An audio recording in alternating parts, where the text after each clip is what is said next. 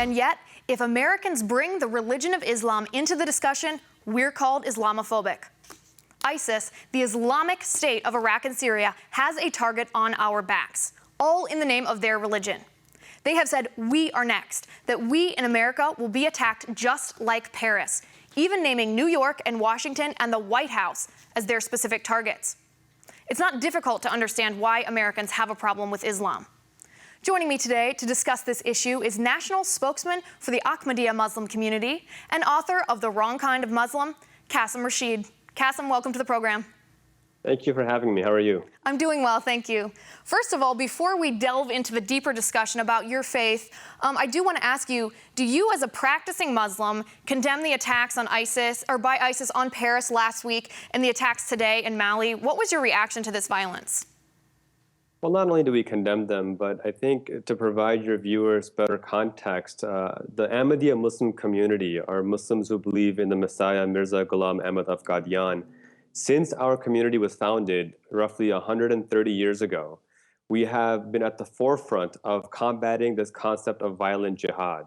We've mandated that any member of our community that even thinks about terrorism needs to leave our community. So as a result, our community of Muslims, which is the single largest Islamic sect on earth, has spread to over 200 nations worldwide. We have tens of millions of members, and over 130 years, we've never had a single act of terrorism. On the contrary, we are at the forefront of helping refugees, of helping build schools and hospitals that serve people of all faiths, whether they're Muslim, Christian, Jewish, or atheist. We want to exemplify Prophet Muhammad's example of service to humanity. That is what Islam, true Islam, represents. Okay, well, let me ask you a question then. So you're a practicing Muslim. You say your community is very peaceful, and there's proof of that. But ISIS also claims that they're practicing Muslims. What's the difference between your beliefs? Where is it differentiated? That's a great question. You know, the Islam that ISIS practices is not only ignorant, but demonstrably the antithesis of what Prophet Muhammad established 1400 years ago. And what's really specific about Prophet Muhammad's teachings is that he foretold a time where the Muslim clerics, the Muslim leadership would become the most, and I'm quoting his words exactly, they would become the most heinous creatures on the face of the earth, that they would create chaos and disorder.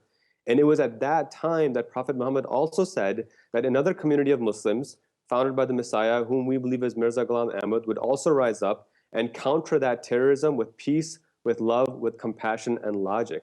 If you study ISIS ideology, what you find is that their core tenets have nothing to do with the Quran or with the teachings of Prophet Muhammad. There was a French journalist who was held captive for 10 months, and he even admitted that for 10 months we asked them to show us a Quran, and they didn't.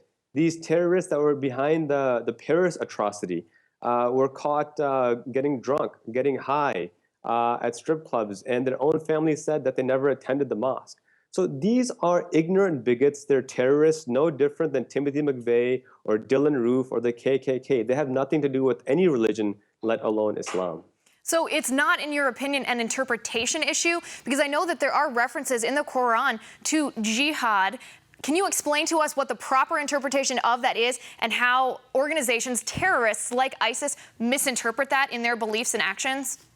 Yeah, definitely. As a matter of fact, the very first time the Quran mentions fighting was after Prophet Muhammad and the Muslims left Mecca altogether.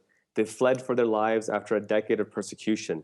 In Medina, they established a secular government with the Jewish tribes. And at that time, God revealed the first verses that said that permission to fight, permission to wage jihad is given to those against whom war is made. And the purpose of waging that jihad in self-defense is to protect, and the Quran specifically says this, is to protect cloisters and churches and synagogues and mosques. But so ISIS does claim that what they're doing is in self-defense. They claim that Western values, even what we do in America, our way of life, our beliefs, are a direct affront to their beliefs. And that's how they justify their actions, if you will, by saying that that is in self-defense. Is that an incorrect interpretation of the Quran?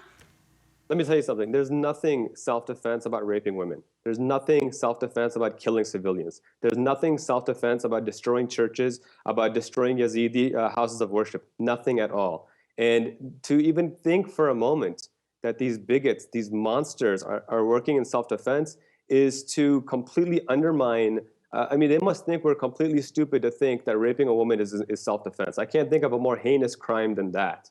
And when we study the life of Prophet Muhammad, not only did he find every possible excuse to forgive people and to avoid any kind of violence and bloodshed, but he even forgave the man who ended up killing his daughter and her unborn child, simply because he said, I made a mistake, I want to repent, and he forgave them to lead by example.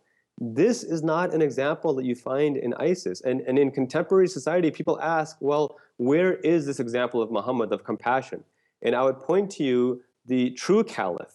You know, ISIS says that they have a caliph. He's not a caliph, he's a terrorist. The true caliph, and your viewers can go to khalifaofislam.com and find the full profile of His Holiness Mirza Masroor Ahmad, who's a humanitarian, who has built hundreds of schools, countless hospitals.